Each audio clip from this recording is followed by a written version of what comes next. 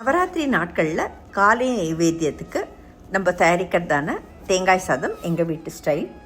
முதல்ல ஒரு பேனில் virgin coconut oil, gold press coconut oil use பண்ணுறேன்.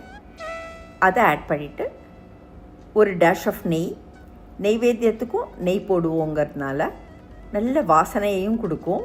இதில் முந்திரி துண்டுகளை போட்டு நல்ல பொன்னிறமாக வறுத்து எடுத்து தனியாக வச்சுக்கலாம்.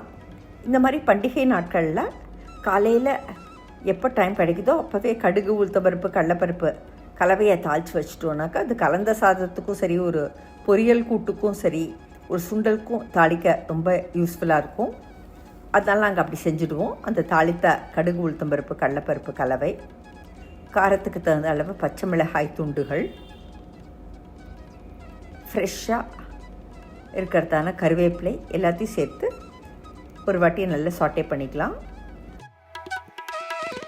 அதுக்கப்புறம் ஃப்ரெஷ்ஷாக அந்த வெள்ளை போர்ஷன் மாத்திரம் துருவியதான தேங்காய் துருவல் அதையும் நல்லா ஆட் பண்ணிவிட்டு தேங்காய் துருவலோட பச்சை வாசனை போகிற வரைக்கும் லோ மீடியம் ஹீட்லேயே வதக்கிட்டு ஒரு ஜென்ரஸ் டேஷ் ஆஃப் பெருங்காயம், எங்கள் வீட்டில் கருவேப்பிலை பொடியும் போடுவோம், நல்ல மணத்தை கொடுக்குங்கிறதுனால எல்லாம் நல்லா வதக்கின உடனே தேவையான அளவு உப்பு சேர்த்து மேலும் ஒரே ஒரு வாட்டி பரட்டி விட்டு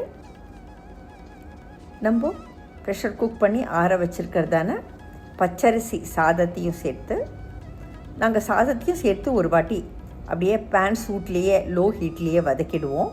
தேங்காய் சாதம் சூடாகவும் இருக்கும், எல்லாம் நல்லா ஒன்றா பிளெண்டாகியும் நம்மளுக்கு தேங்காய் சாதம் டேஸ்ட்டும் ரொம்ப நல்லாயிருக்கும். இப்போ எல்லாம் நல்லா ஒன்று சேர வதங்கியாச்சு. இது அப்படியே கண்டெய்னருக்கு ட்ரான்ஸ்ஃபர் பண்ணி அது மேலே வறுத்த முந்திரி துண்டுகளை தூவி நைவேத்தியத்துக்கும் விநியோகத்துக்கும் சாப்பிட்றதுக்கும் எடுத்துக்கலாம். நவராத்திரி நெய்வேத்தியத்துக்கு நம்ம எல்லாருமே ஜென்ரலாக தயாரிக்கிறதான எலுமிச்சம்பழ சாதம் எங்கள் வீட்டு ஸ்டைல். எலுமிச்சம்பழ சாதத்துக்கு நாங்கள் எப்போவுமே நல்லெண்ணெய் தான் யூஸ் பண்ணுவோம். ஒரு வாளியை சூடுபடுத்தி அதில் நல்லெண்ணெய் போட்டு ரெடியாக தாளித்து வச்சுருக்கிறதான கடுகு, உளுத்தம்பருப்பு அவ்வளோ டைம் நம்மளுக்கு சேவா. ஒன்றுக்கும் தாளிக்கிறத விட அதை ஒரு பட்டு பட்டிட்டு காரத்துக்கு தகுந்த அளவு பச்சை மிளகாய், கருவேப்பிலை 2 சேர்க்கலாம். நல்லா அதை எண்ணெயில் ஒரு சாட்டே பண்ணிக்கலாம். நல்ல ஒரு டேஷ் ஆஃப்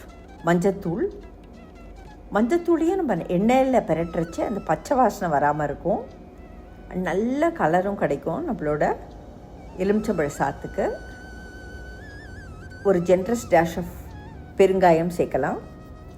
சேர்த்து எல்லாத்தையும் நல்லா சாட்டே பண்ணிக்கலாம். இந்த கடலையை நான் ஃபஸ்ட்டே இந்த வாண்டியில் வறுத்து தோலி அப்படியே நீக்கிட்டு ரெடி பண்ணி வச்சுருக்கேன்.